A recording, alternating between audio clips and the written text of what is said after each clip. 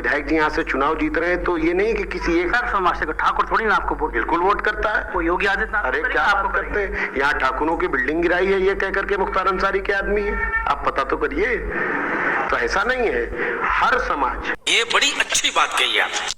ये तो सिर्फ एक धारणा मीडिया के माध्यम से बनाई जाती है कि ये धर्म की और जाति की राजनीति करते हैं। आप बताइए 10% यहाँ मुस्लिम है, अगर 10% पे हम राजनीति कर रहे होते तो क्या 50% वोट पाते? और आपका और आपके पिताजी का रुतबा इतना है कि उनके सामने बोलने की हिम्मत नहीं है। नहीं, देखिए क्या बात है सर, क्या बात है सर, क्या लोकतंत्र में ना रुतबा नहीं चलता।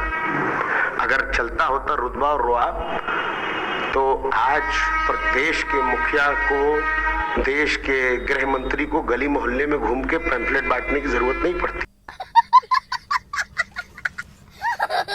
संवैधानिक पद पर बैठे हुए व्यक्ति अगर जनता को बुलडोजर की धमकी दे रहे हैं तो इसकी जरूरत नहीं पड़ती अगर रुआब चलता हो तो।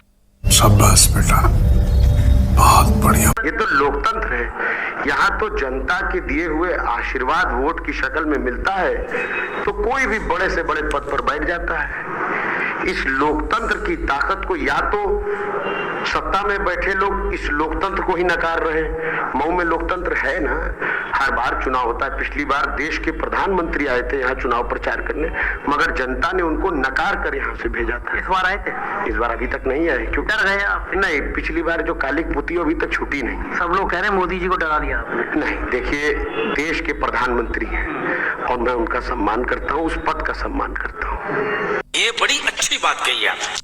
योगी जी आपके परिवार से इतना क्यों नाराज रहते हैं? देखिए नाराज नहीं रहते हैं। 5 साल जब काम इंसान नहीं करेगा तो आप बताइए ना, 5 साल कोई सरकार बहुमत में उत्तर प्रदेश में रहे, 300 से ज्यादा सीट जीत गई। 5 साल की सत्ता, केंद्र में सत्ता, प्रदेश में सत्ता, विकास कार्य एक गिनाने को नहीं है, सिर्फ विनाश गिना रहे। वो गिना रहे हैं ना कि आपका ये मकान तोड़ दिया, ये मकान तोड़ दिया, यहाँ बुलडोजर। आप ये देखिए कि इन्होंने बहुत सारे बागान तोड़े, लखनऊ में भी तोड़ा था, कानपुर में भी तोड़ा था। हाई कोर्ट ने फटकार लगाई है ना, मुआवजा देने को कहा है ना। अभी तो केस मुकदमे कोर्ट में चल रहे हैं। अभी जब सब होगा तो फिर वही बात घूम के आती कि सत्ता के दबाव में जिन जिन अधिकारियों ने प्रेशर में आकर के जो गलत काम किए हैं उन सबके ऊपर कार्रवाई होगी, सबके ऊपर कार्रवाई। बात कर लिया अखिलेश जी साहब? राष्ट्रीय अध्यक्ष जी से मेरी इस बारे में बहुत साफ बात हुई और हर एक नेता, स्वामी प्रसाद मौर्य जी के साथ क्या खुश नहीं हुआ, दारा सिंह चौहान जी के साथ क्या खुश नहीं हुआ। ओम प्रकाश चाचा पर्चा दाखिल कराने गए थे अपने बेटे का, वहां उनका कॉलर पकड़ लिया गया, उनको जान से मारने की कोशिश की गई।